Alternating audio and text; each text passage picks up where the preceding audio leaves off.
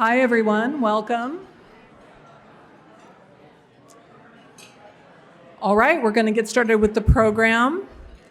Sounds like there are a lot of great discussions going on, which is part of the reason why we have these diversity lunches. So thank you very much. My name is Suzanne Axtell, and I lead many of the diversity initiatives at O'Reilly Media. So excited to have you all here. This is such an important topic that we're discussing, and really glad that you're here and supporting it. I also wanted to say how very grateful we are to Intuit for sponsoring not just this lunch, but for their leadership in the area of inclusion and diversity in the tech community. It's one of the critical issues that we're facing now, so we really appreciate their leadership there. One of the things that we're very passionate about at O'Reilly is spreading the knowledge of innovators, and this includes raising the visibility, ideas, and perspectives of people from underrepresented groups. So from speaking at conferences to creating content for our online learning platform, we want to help everyone, all of you, share your expertise with the world. So if you'd like more information about that, including speaking at a future conference, which I hope that you all are thinking about doing if you're not already doing it, please come say hi to me, visit the O'Reilly booth in the expo hall, or visit o'reilly.com/diversity. And then before I introduce our first speaker, I just want to point out we do have a microphone here in the room, and we'll have Q&A or open discussion after the program, so please be thinking about your questions now. And so,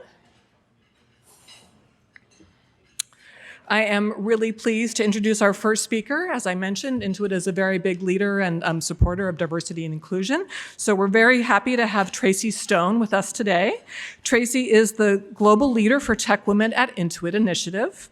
She has over 15 years of experience in high-tech companies in various roles, driving large-scale strategic programs, projects, and teams. She is a co-founder of Girls Spark, which is a girls' science plus arithmetic club, which is dedicated to increasing the number of girls exposed to STEM. And she is passionate about promoting women in technology and inspiring and encouraging young girls in STEM. Welcome, Tracy.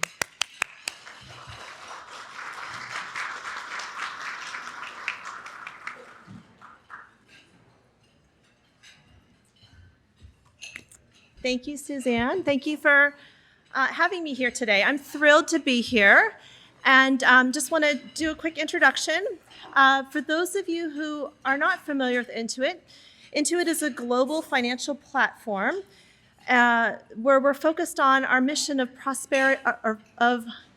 powering prosperity around the globe.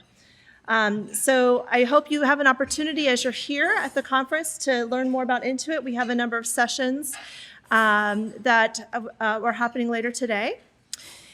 And so, as Suzanne mentioned, I'm Tracy Stone. Well, I have the wonderful opportunity to lead the Tech Women Intuit initiative at Intuit. And what it is it's a global initiative focused on how we attract and recruit, retain, and advance women in technical roles. And I love that I get to do this. As Suzanne mentioned, my background is I have an engineering background, worked in tech for many years, left the workforce, was at home for a while, and then started a nonprofit focused on encouraging and inspiring young girls in STEM. And then when I was coming back into the corporate world, I came across this role, and I'm just thrilled to have this opportunity to be part of our efforts to increase diversity in tech and for our future generations. So one of the things about diversity is that I love about it is that it's not just a moral imperative for our companies, but I love that it gives companies the opportunity to increase their business outcomes or have a positive impact on their business outcomes. And so there's many studies that show by having a diverse workforce in tech, it can increase the company's overall innovation, productivity, and in fact, the bottom line. And at Intuit, one of the things that that's built into Intuit and into our DNA is this idea around customer obsession. And so we innovate based on our customers' needs. We love to fall in love with our customers' problems. And to do that, when you think about it, to truly get into the minds of our customers and know what they need in their products now and in the future, we have to be able to have our workforce represent our diverse customers, or reflect or mirror our diverse customers. So I think it's really neat how our diversity aligns with our passion around customer obsession and innovation. So thinking about diversity in AI, I think that it's essential to think about, as we think about all the advances and the innovations happening today in the AI space, the opportunity for our products to make decisions without human intervention is awesome to think about, and for us to think about how important it is to have that diverse perspective as we're building those products with the AI. So Intuit's thinking about this as we're using AI as in our vision, our mission of powering prosperity. We're using AI to think about how we can help customers save money, how we can enable access to capital, and help our customers manage their cash flow. So it's really important that we have those diverse perspectives in our data scientists and our teams as we're developing those future products and building AI into our future products. Diversity at Intuit's a key priority for us. It's built into our DNA. It's just how we think about both our customers and our workforce. Right now, Intuit's really pleased to know that to have our workforce and tech workforce, we have higher than industry average for women in technical roles. We also have over 32% of our leaders are female, which is wonderful to see, not just that there are representations there, but they're also in roles of influence. And we're looking at diversity broader than gender, so of underrepresented minorities as well as other factors in terms of how we think about diversity. So through all of our initiatives at Intuit, as we're looking at how we can increase our representation and increase our diversity and really build it into how we think about our development and how we want to think about our customer obsession and how we develop products that are meaningful for our customers. I hope that you enjoy this conversation and opportunity today to bring us all together to really elevate the conversation around diversity in tech, diversity in AI. And I'd love for you, if you want to learn more about our initiatives, our products, our initiatives, and what we're doing in the diversity space, feel free to reach out to me. Connect with me on LinkedIn. Also, we have, I want to call out one of our senior vice presidents, Bharath Kadaba, is our SVP of Tech Futures. So if you want to learn more about our products and what we're doing around all of our innovations in AI, I'd love for you to connect with Bharath.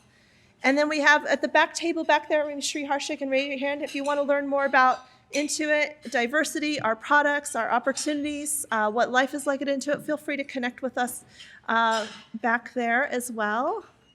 And I hope you have a wonderful lunch and enjoy the talk. And we look forward to just engaging in a conversation with all of you and all together our efforts as we work to increase diversity in tech. So thank you.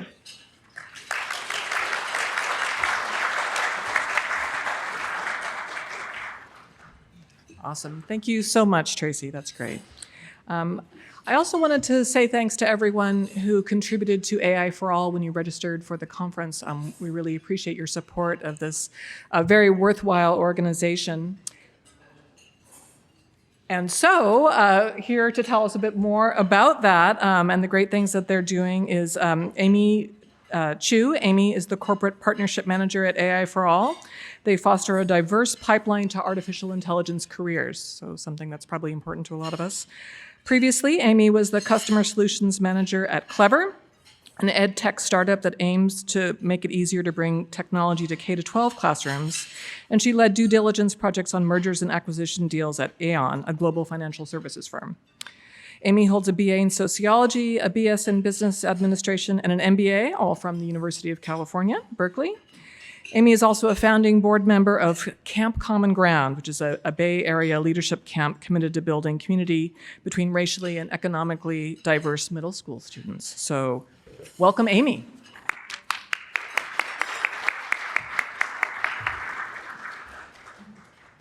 Thank you, Suzanne, for the warm introduction. I'm going to move this down because I am down. But thank you as well, Tracy, for sharing about all the wonderful initiatives that are really seeing women in leadership roles, which is really important at Intuit. It's really exciting to learn about that. So as Suzanne mentioned, I'm at AI for All, which hopefully all of you, I'm going to assume all of you donated to in addition with your tickets. So thank you so very much for that. That donation really goes a long way into increasing diversity, inclusion, in AI. And so I'll talk about that today, but I'll also talk about what you can do in your workplaces to really ensure a more ethical and inclusive future for AI. Because as Tracy mentioned, we're definitely seeing AI touching all industries and all of our lives. So just to start a little bit, I'd love a show of hands of how many people feel really excited about the possibilities that AI holds? Okay, great. How many of you have some concerns about some of the headlines that we're seeing around biases and algorithms and things like that? These are not mutually exclusive questions, right? You can be really excited and also concerned. So definitely feel free to raise your hand twice. Great, that's really exciting to hear that not only are people excited, but people understand there are some concerns that we really want to talk about. So just to level set on where we are today, these are recent statistics around the lack of female representation in academia, in industry, in AI specifically. So we're seeing women dramatically underrepresented in the field today. And of course, those numbers look even more dismal. I don't think there's another word for it. When you layer in other elements of underrepresentation, whether that's race, sexual orientation, or socioeconomic status, right? So I just want to take this time to ground ourselves in the reality that we're seeing. And in addition to this lack of diversity, we're also seeing this tremendous potential that AI has, right? We're seeing some estimates that by 2030, it'll increase GDP by 15.7 trillion and impact all of these industries.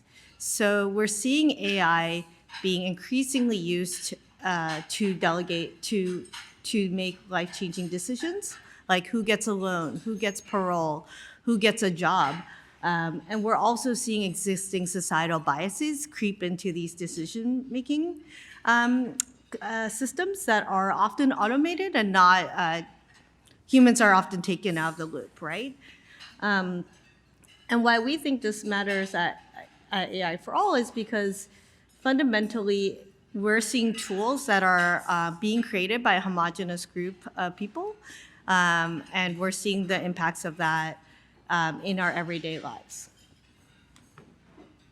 So I want to talk a little bit more about AI for All, so those of you who are a little bit less familiar with our programs can have a deeper understanding of the work that we do today. But fundamentally at AI for All, we really believe that by increasing diverse perspectives, we will solve more pressing problems in more creative ways. And so we have 3 programs to do that. We have our AI for All Open Learning Program, which we launched in April this year. We already have hundreds of active users. It is free, open online, so you can definitely sign up and check it out. But it is geared specifically for high school students. So it's to make AI approachable and relevant for high school students who may be learning about this technology and this material for the first time. We also run summer programs at leading AI universities across North America. We just wrapped up this summer, and we were in 11 universities this summer, which was incredibly exciting.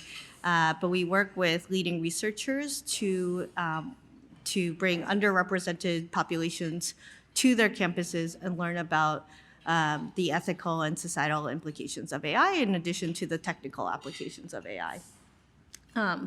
And we know that just because you have a transformative summer experience in high school does not mean you'll go to and through careers in college, or to and through careers in AI. So we do have a lifelong alumni program that's completely free to the families who participate in our summer programs. And that's really to make sure that we continue to support them and engage them as they learn to, as they develop their own leadership and careers in AI. Two of our students recently interviewed Bill Gates at the Human-Centered AI launch for Stanford University. And I think the most exciting thing about my work is that every day I get to see the potential of young people to make a difference in AI. And I'll start with 4 of our young alumni today. Our first programs were in 2015, so our alumni are fairly young. They're in high school and in their early college stages. But we're already seeing them making incredible impacts in AI today. And I'll start with Ishika, who's on the top right. She is a college freshman, and she recently won $40,000, which is almost more than I made coming out of college, for inventing a 3D printed device that attached to smartphones to better detect blood diseases. And she did this because she was really inspired by all the promise that AI held and learned about different applications of AI, and really sees this as a way to bring access to cutting-edge technology in places where medical diagnosis tools may not be as advanced. Next, if we're going clockwise, is Stephanie. Stephanie is a high school senior in Salinas, California. She went to our Stanford program and was really inspired to use machine learning techniques to research water contamination from fertilizer runoff in her community. And this is something that deeply impacts her in her home and her family because of where she lives. Becca on the bottom right, she is a college freshman, and she was really inspired by Michelle Alexander's book, The New Jim Crow, and what she learned about AI to really understand how can machine learning techniques be used to positively impact the criminal justice space, but also understanding what's happening today. And she did research around those effects. And last but not least, Amy Jin, who's on the bottom left, not me, but she's a college sophomore right now, and she wrote a paper on using machine learning techniques to give surgeons feedback on their technique in conjunction with PhD students at Stanford. And that paper actually won one of the best papers at NeurIPS, and she did this as a high school student. So again, we're seeing our students invent life-changing technology, do really cutting-edge research, award-winning research, and interning at top companies. We have about 500 alumni globally right now, and 85% of them are currently in high school. And this is what they're doing today to make the world a better place, really, for all of us. And I think we firmly believe by increasing the amount or the diversity in talent that we have in society, we can really see better outcomes for all of us and really see the potential for AI to reach its potential that we're also excited about. So I want to also talk about what you can do in your work to make sure that we're moving towards a more ethical and inclusive future in AI. I think we talk a lot about testing, monitoring, and auditing in a really systematic and thorough way. So as you're building your products, creating processes that are really embedded in them to test for the fairness of the tools that you're building. There are a lot of open source tools out there, including IBM's Fairness Tool and others. We also think it's really important to have fairness and ethics standards at your companies. A lot of third-party organizations like IEEE, Partnership on AI, are taking the leadership on creating some of these frameworks that you can leverage in your company as you're developing tools that will be used by large populations that may or may not be represented in your company. Transparency and explainability of the algorithms and the products that you are building as well is really important. Encouraging questions that might challenge your methodology, might challenge the data sets that you're using, but really making sure that people can understand how these systems are being built, and having more eyes on that will create better outcomes for us all. And last but not least, and because it's the topic of the lunch and something that we all care deeply about, is increasing diversity and inclusion at your companies. So I will dive in a little deeper around the different ways you can do that. I think one way is to just open a door for a young person in AI. I've given you a lot of examples about our alumni who have made incredible strides.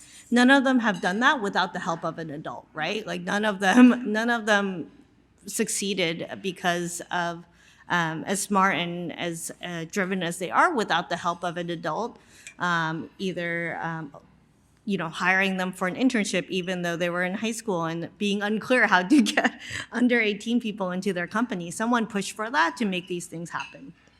You can amplify underrepresented voices in AI. Excuse me. So if you are speaking at a conference and you notice that you are the only, or there aren't very many women or other underrepresented minorities speaking, you can say something to the organizer. You can open your networks. You can really encourage people to open doors in spaces that you have access to. You can share what you're learning today about AI for all and use that as a mechanism to start conversations about why this is important. You can also think more critically about how to make your culture more inclusive from, who's taking notes at meetings all the time, who's responsible for a lot of the unsung hero moments of making sure everything works, and how can you make that more equitable? And looking critically at the processes of hiring and retention and promotion at your own companies. And last, I would ask you to challenge assumptions. I think how many of you before today thought that high school students could invent AI tools, could do award-winning research, could do research that will benefit our communities as a whole? And when you're hearing that, we need a PhD student to do this work, or we need someone with a master's, maybe challenge that assumption and challenge other assumptions of why that is. What are those skill sets that you're actually looking for? And how can you be creative about how to increase access? So that was it. I just want to leave with an invitation to continue the conversation, and with this quote from one of our alumni from one of our Stanford programs. But I think it really captures the potential that we see for AI to really be used towards for all of humanity's benefit. But I think we do have to take steps to make sure that it's a more inclusive and ethical future. And we need everyone in this room to do that. So thank you very much for your time. Thank you so much for donating to AI for All as well with your tickets. It's just been really touching to see how much support we've had from the AI community for the work that we've been doing. So thank you.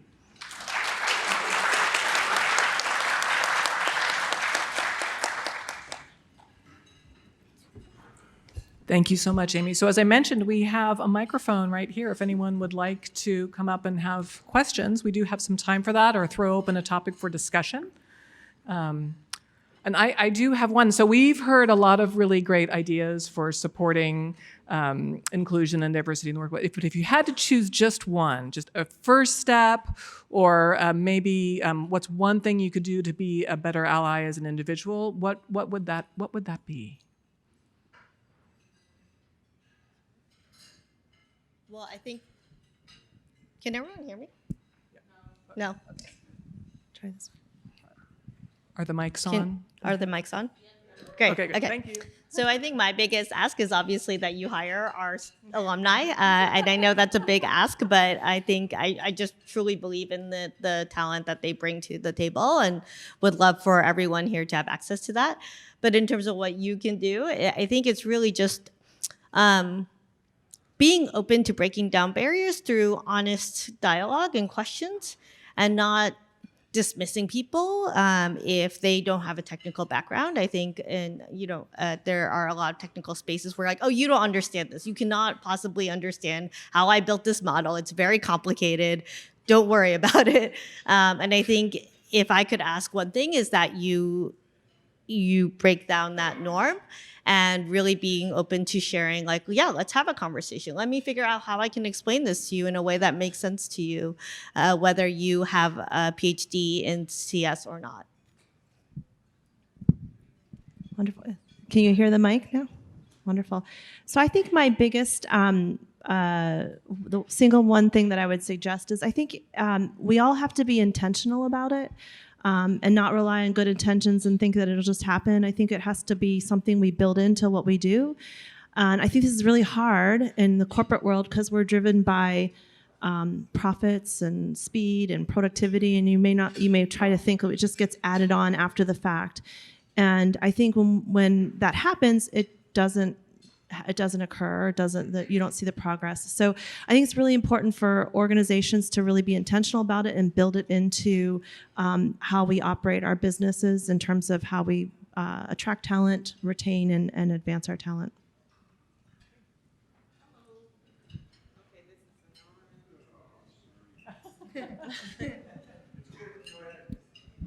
All right. I'm Dr. Cheeks. I have a program called STEAM and Global Citizenship. The nonprofit is Strong Ties. But my question, if you go back, not that picture, but the picture before that showed 3 different pictures of your students. Go back. That one. Okay. So the middle picture is typical of most programs in this country, in that you may see one token of Black and everything else is something other than that. And so what are you doing to, aligning with what you said in terms of intention, what are you doing to do intentional reach to particularly groups that can change that picture? And the reason that I'm so passionate about that, because I work with Black and brown communities.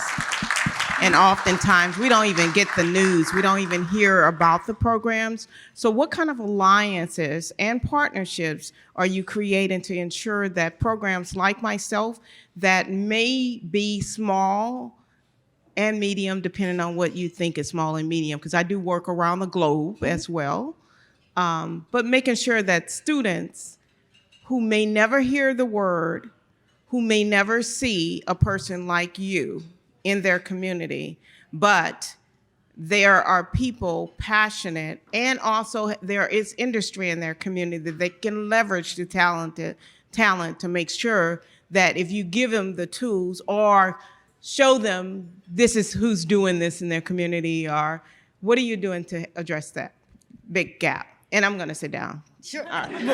Well, thank you so much for, I think, being really critical. I just want to say I really appreciate you being really critical about when we are saying we're increasing diversity, what does that really mean? And that program, that picture in the middle is from our Simon Fraser University program, which is in Canada. And the picture that you saw at the end was at our University of Maryland program. And I think we are intentionally expanding to universities in geographic locations that have larger African American and Latino populations. So focusing on the South and the southern states and as well as the southern Atlantic states to increase that. And also we're working with partners that really can support increasing that representation in all of our programs. So we partner with Teals, for example, Microsoft's program, to bring more of Black and Latino voices into our programs. But it's something that we are intentionally doing with our expansion, and we do partner with specific schools and other organizations to make sure that the outreach is there and that we're building relationships with people who already have credibility in those communities to make sure that their students are aware of these programs and that they're open to them as well. And I would love to continue the conversation with you afterwards, and we can talk about how we can continue to share the programs more broadly as well. Does that answer your question, or do you? No? Nobody's here yet. Okay. So the first graph you showed, the first nodes, was the disparity of women in AI. Yes. And the numbers look horrible. Yes. When you dice them up. Yes. Into Black, Asian, white, and all these other stuff, right? Okay. I'm not being critical of what you're doing. I just want us to think about this, okay? So universities, predominantly white universities, all right? Hello, friends. Okay, predominantly white universities, the numbers for African Americans, for instance, I was at Arizona State University. I was the only African American in that PhD program. Right now, I work with students there as undergraduate students. I think there are like 3. So if your strategy is to align yourself with universities, the mirror effect would probably be the outcome that exists today. So we really need to broaden how are we aligning ourselves with organizations that can scale out and that are more receptive, unlike traditional approaches. That's all. Yeah. And you're doing a great job. Okay. No, I appreciate that. And quickly, that is also partly why we launched the Open Learning Program, which is online and available for more community groups. And we're working intentionally with different community groups to bring that outside of the university programs. But something that is important for us, the reason we partner with these universities is so that faculty and staff at these leading AI universities can see a different type of student demographic than they're used to seeing and envision a different future for what is possible in their departments. So, and I said this at the beginning of my talk, it'll take all of us in this room and many, many more. I know that we're not going to do it alone. And thank you so much for encouraging us to build deep partnerships with people who can support our work. Thank you. Hello. Hello. I have a two-part question. In a lot of the AI magnets and community outreach programs, you see it targeted to high school students, undergrad students. But what are you guys doing for STEM schools at a lower level? For example, I'm a mother of a 10-year-old who her broadest understanding of AI or compute or anything is what she gets off of YouTube. But she's interested in coding, and I have no resources, even if she's enrolled at a STEM school, which has no compute or anything like that. So where are programs like this, or what can I do as a person that's very interactive in the Bay Area school districts to bring something like this to more middle school, where they have so many ideas and have nowhere to go with them? And then second, I look at a lot of these summer programs and a lot of these particular leading universities in the Bay Area. Again, what can I do as maybe somebody that works in the tech sector to kind of bridge the gap as someone that is not technical? I'm an EA by trade, but I'm very intrigued by what AI can do. And my daughter's looking at me to see how my career path and how my education brandishes this. And you made a good point about breaking down the barrier of not being technical and allow somebody like me to step into it. So what can I do to bridge that gap in my community and with like my children and people who are watching me? Well, I'd love to hear your response. I guess one thing we've partnered with Girls Who Code. I don't know if you're familiar with that organization, and they have after-school clubs, and it's been fascinating to watch that organization over the past few years. I think right now they've reached 185,000 girls across the U.S., so it's expanding like crazy. We sponsor a summer immersion program on the Intuit's campus where we bring in high school girls for 7 weeks, and they learn coding and get exposure to tech careers. And so we bring in some of our technologists and share what they're doing and kind of show them what a career in tech could look like. And they also have for the younger, because I'm with you. I think the middle school years are so critical. That's when they're deciding and they're just saying I'm good at this or not. And so Girls Who Code has an after school club program that they're increasing the number of clubs around the U.S. and now they're going into Canada as well. So that's an option. I'm not sure whether that would be something that could happen at your daughter's school or not. But I do think that's a critical time where these kids are they're self-selecting in or out, and we have to reach everybody and show them a path. And also, so to answer, so we don't do that much direct work with middle school students, so we recognize the need is there, absolutely. And but something that we do see that is exciting is a lot of our students do work with middle school students. So Stephanie, who I mentioned, she's in the picture with Bill Gates actually. She started a middle school club in Salinas, California, because she wanted to share what she had learned at AI for All with her community. So we're seeing that for every one student who goes through one of our programs, they on average go on to educate about 10 more. And they do a lot of the education work with the younger grades, and we provide small grants to help support their outreach initiatives. So we are seeing our students doing a lot of that work, which is really exciting. And we're also seeing other organizations specifically focused on younger education in AI. So Technovation is actually a really great one, and they have a lot of fun family challenges around AI. And like, how can you learn about AI with just cups and everyday household items to like get a basic understanding of what a neural net is. So definitely encourage you to check them out. They're a wonderful organization, and I think you just by being a role model to your children and your community really speaks volumes to getting more people excited about that possibility as well. Hi, Tracy and Amy. I really enjoyed your talk. And also thanks for the lunch. It was very delicious. I really enjoyed it. By the way, my name is Angela Kim. I'm from Sydney, Australia. So I really admire what US is doing a great job for the diversity and inclusion, especially girls in technology. So I was so inspired by that. I joined the Women in AI for the non-profit organization based in Paris. And from beginning of this year, I'm working as a Women in AI ambassador, for education ambassador for Australia. So I've started running the AI camp for the girls in lower socioeconomic area. So like inviting year 11, like 30 girls who's never exposed to coding before, and try to really partner with the corporates and try to sponsor them for 2 days full-day workshop.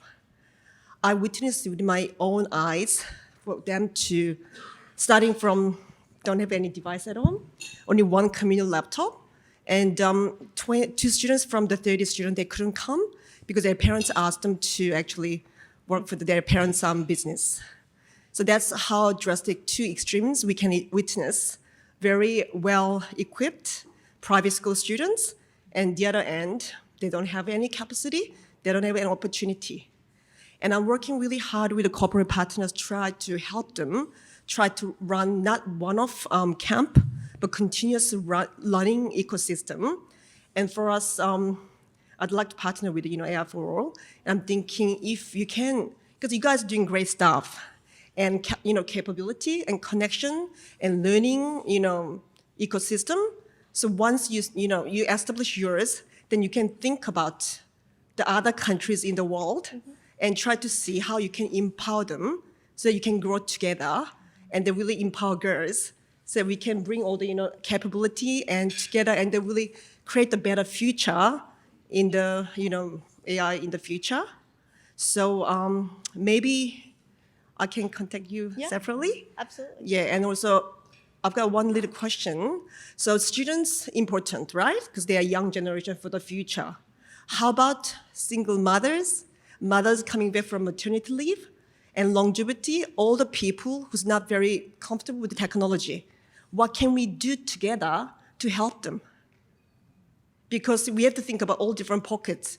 It's almost like a scaling up. We've successfully completed POC on young girls. We can see how they improve and they grow and they become leaders, right? How about next? People are living longer, the senior citizens. There are so many people who need to embrace technology, right?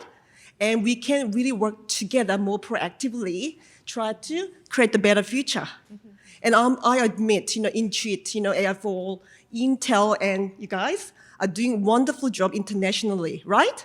But we can work better, try to connect better, and try to use all the social platforms and try to work together, bring the voice together and share the successful stories and then share the learnings so that people don't have to go same path, making the same mistake and taking longer to do a better job. Yeah. Yes, Absolutely. thank you. Thank you. Did you want to respond to the mothers? Yeah, do you want to talk Well, about the yeah, mother I thing? could. I love it. Thank you so much. I think that's, I love all those ideas. I wanted to just, the one thing we could add to that is that one of the programs that Intuit has done recently is we call it Intuit Again. It's a return to work program. And so we were finding people who'd left the workforce, and it was predominantly women, and a lot of it is around caregiving, but it doesn't have to be. But people left the workforce. It's so hard to get back into the workforce, especially in tech, and especially with technologies evolving so quickly. So we created a program. It's kind of modeled after a college intern program, but it's called a returnship program. And so we've been successfully doing that. And we've done it in our at our India location, and now we're doing it in the U.S. Here. And it's a 4-month returnship with the idea that then it's an opportunity to hire on full time. So we've had a lot of success through that, and I think that's, to your point, a POC around that, and we could another springboard to look at how we look at other people who are looking to get into these roles, and how do we support them and create programs and opportunities. So I love it. So again, thank you for again. I know we're not doing it all. We're not doing enough for middle school students. We're not doing enough for older populations. But our open learning program is our stab at trying to make our curriculum and the project work and all of the tools that we've seen work with high school students more widely accessible. So that is also an opportunity for you to use in Australia or wherever you are based. Again, it's free and it's online. So any high school student or community college student or anyone who wants to learn about AI can sign up for free to learn about it. So thank you. Hi, sorry. My name is Mary. Regarding the organizations or middle school girls, I wanted to share with whoever is interested. This organization that is called Tech Girls, they are based in Philadelphia, and what they do is like they try to reduce the gender gap in the STEAM field. So we focus, I'm a volunteer instructor for them, so we focus on workshops for middle school girls, and then it goes from like Photoshop to robotics, AI, programming languages. We are looking for volunteers because we have been based in like many more cities. Like I'm based in Chicago, so I'm volunteer there. And the workshops are like in different dates, weekdays or weekends. Like they are based for middle girls, but if someone else is interested, they can sign up. So if you're interested to know more about it, I'll just like post it on the whiteboard so people can take a look at it. Do we have any other questions? All right, this has really been a wonderful lunch, a lot of great discussion. So thanks everyone for coming. Thank you to our speakers, Amy and Tracy and Intuit. We really appreciate all of your support.